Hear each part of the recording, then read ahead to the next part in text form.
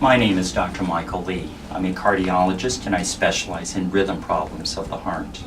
In the introductory video, we've gone through the basic heart model, including the chambers of the heart, the coronary arteries or the blood flow to the heart muscle, and the basic electrical system, which includes the sinus node where the heart rhythms originate, the AV node where the rhythms then go to before activation of the ventricles, and how after ventricular activation occurs or lower chamber electrical activation occurs, the AV node is refractory, that is, it needs a little rest period, and therefore this rhythm then extinguishes and it waits for the next beat to originate in the sinus node, going down to the AV node, going down to the ventricles. In your particular case, you've been referred because of abnormal heart rhythms. In your particular case, as does happen in about 1 out of 500 of the general population, in addition to the normal single conductor from the AV node going down to the ventricles, there are two conductors. This can either be a second conductor within the AV node, or it can be a separate conductor somewhere else, known as an accessory pathway. And in that situation, if the timing is right, if you have an extra beat, and we all have extra beats from time to time, what can happen is the first beat can go from the sinus node to AV node and down to the ventricles. But if there's a second beat, then that can set up a system where the conduction will then be able to spin back up either through the accessory pathway or through the second AV node. And then we'll have an endless loop tachycardia where conduction goes down the AV node and back up an accessory pathway in the circuit, or perhaps down the primary AV node, up the secondary AV node, and this would set up a second circuit this way. There are two options for individuals that have rapid rhythms of the heart, also known as supraventricular tachycardias. One option would be to be on medications. The advantage of medications is that they're non-invasive and they are frequently very effective. Disadvantage is that sometimes they're associated with side effects, and in addition, these medications are generally not indicated for individuals, females, that are of childbearing years. That is, these medications are not indicated during pregnancy. A second option would be to try to cure these rhythms permanently. And to do that, we would do an electrical diagnostic study called an electrophysiology study. Electro as in electrical rhythms of the heart, physiology as in function study. So we would be studying the electrical function of the heart. To do that, we would start by having a surface EKG, and you're familiar with that. We would have wires on the arms, on the legs, and across the chest wall. And when the wires record the heart rhythms, there's no pain, of course, and there's no damage to the heart. We could also do EKGs from within the heart muscle itself.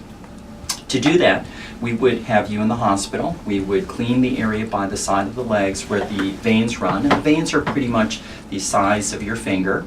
And the veins are about 1/4 inch, maybe 3/8 of an inch under the skin surface. We would start some IV lines, introduce some little thin electrical wires that are designed to follow the veins, bring the wires up under X-ray guidance to the veins and then to the heart. We'd have one wire within the right atrium, close to the sinus node. We'd have a second wire right by the AV node and the conductor going down from there called the His bundle. We'd have a third wire coming across the tricuspid valve down to the right ventricle.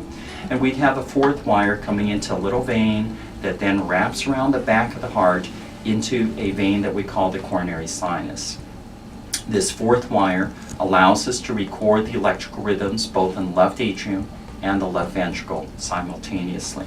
So again, we'll have wires by the sinus node, the AV node and the His bundle, the right ventricle, and the left atrium and left ventricle. And as your heart then conducts in its normal pattern, we're able to record the electrical rhythm from different parts of the heart. And just like a surface EKG doesn't hurt the heart, doesn't cause you pain, we can do the same from within. In addition to recording from different areas within the heart, we can also pace the heart from different areas. And the goal of this is to evaluate your heart rhythms.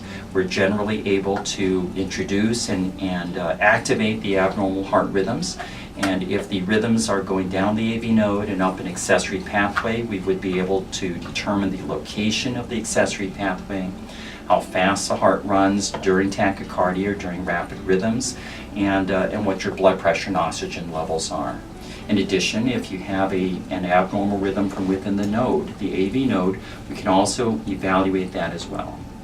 And after we have the electrical rhythms of your heart evaluated, we are then able to move another catheter from either the vein or the arteries from the side of the leg up to the heart, and we can place it right by the abnormal site within the heart muscle itself and deliver a small amount of radiofrequency energy.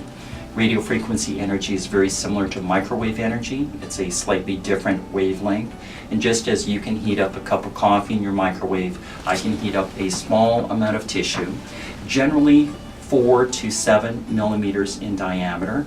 That is up to about a 1/4 inch or so, and generally about 2 millimeters deep, or about 1/10 of an inch deep. So just a little scar tissue can be placed within the heart, not enough scar that it would affect the contraction ability of the heart, but enough so that if you have an abnormal rhythm there, well, it would be scarred right in the middle. Conduction before, conduction afterwards would be normal, but there would be no conduction going through what previously would have been an abnormal site.